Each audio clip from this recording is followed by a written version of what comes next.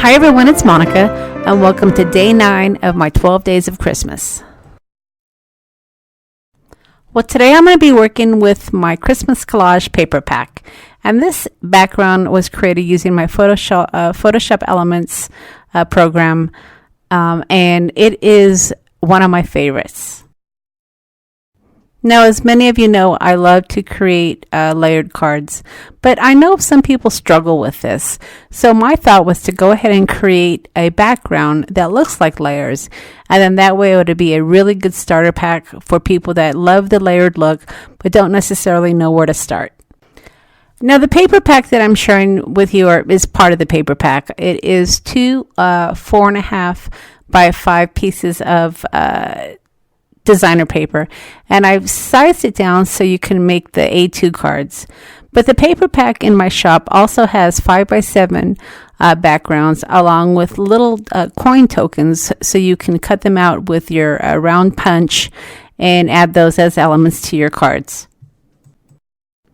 The pack also has some ATC size cards, so you can cut those out as artist trading cards and use those to add to your card backgrounds as well. So you're going to get every size that you need in this paper pack to create some fun Christmas cards. So to start out, I just basically am trimming down my paper, and as you know, I like to border a lot of my cards with black cardstock. So I'm trimming down my collage paper to 3.5 by 5 and by 5, and then that way I can add some black cardstock to the background. Now, when I'm trimming down my paper, I am being kind of strategic because I want to make sure I keep some of the words on these cards. One of the cards on the very top says the Christmas tree, and I wanted to make sure I kept that. And then on the sides, you can see where it says Santa Claus. So I'm being somewhat strategic when I am trimming down my paper pack. Now, the way that the paper is designed, like I said, it is a collage background, so you could easily just mat this on some black cardstock and put it onto your white card base, and that could be your Christmas card. But I really wanted to take it a bit farther. I wanted to show you how you don't necessarily have to stop here. You can use this as a starter background to add more of your ephemera, to just give it a little bit more of a 3D look, if you will. So your background right now is more flat, but I wanted to show you how you can add some 3D elements. Now, the glue that I'm using to adhere my Christmas collage paper is the Fabri-Tac permanent adhesive that I've been using throughout my 12 Days of Christmas series, and I just love this. A girlfriend of mine suggested another type of adhesive, and I'm going to invest in that, and we're going to do a little comparison. But I really like the wet adhesive because it gives me some time to move around my cardstock, and I've really been able to make sure that my backgrounds are nice and straight. Okay, so once I have my collage paper adhered to my black cardstock, then I ended up getting some of my Tim Holtz ephemera pack, and I'm going to be working with the smaller ephemera pack because this is a smaller card. And the ephemera pack that I'm going to be working with is perfect because the elements really coordinate well with my background, and they're small enough where they're not going to take over the card. Now, if you want your pieces of ephemera to pop out, you're probably going to want to use some foam tape, but I ended up using some sticky dots because I did want to have somewhat of a 3D effect, but not too high. The foam tape that I have is just a little bit too thick, and I didn't want my elements to stand out as much as they would had I used the foam tape that I have on hand. So I did find, like I said, these sticky dots to go ahead and adhere my ephemera. Now, as you can see, these pieces from Tim Holtz work perfectly with my background.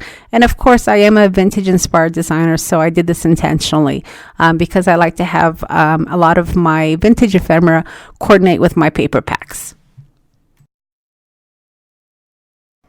And the smaller pieces of ephemera in this paper pack just work perfectly because they're small enough where they're not going to overtake my background. They just really enhance it. Now, if you don't have the Tim Holtz ephemera in your stash, there's a lot of ways that you can go with this. If you have old Christmas seals, those are a lot of fun to work with as well. and old postage stamps would be really fun as well. Now, in my prior video, you saw that I used some old green stamps.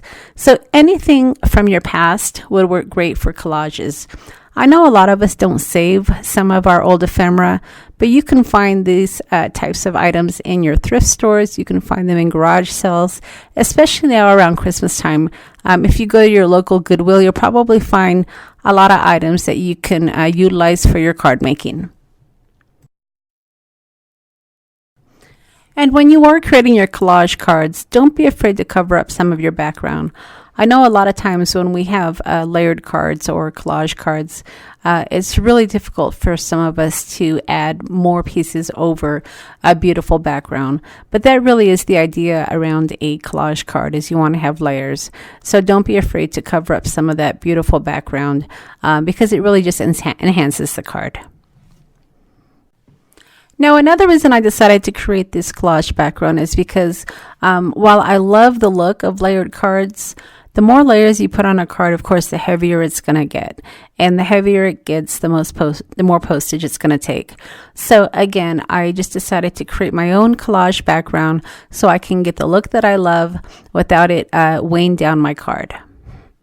All right, so like I said, a lot of the extra elements that I like to add are not only the ephemera that you can buy online or in the stores, but just ephemera or pieces of old paper from our past. I'm working with some of the, these aren't the green stamps, but they come in the, the stamp books. And I had these that I picked up, I think, at an antique shop. I was able to get a whole bag of green stamps and yellow stamps and some of the red stamps for a few dollars. It really didn't cost very much. And I saved those because I can use those in my crafting. Now, one thing that I really like to do as well is to create little pockets.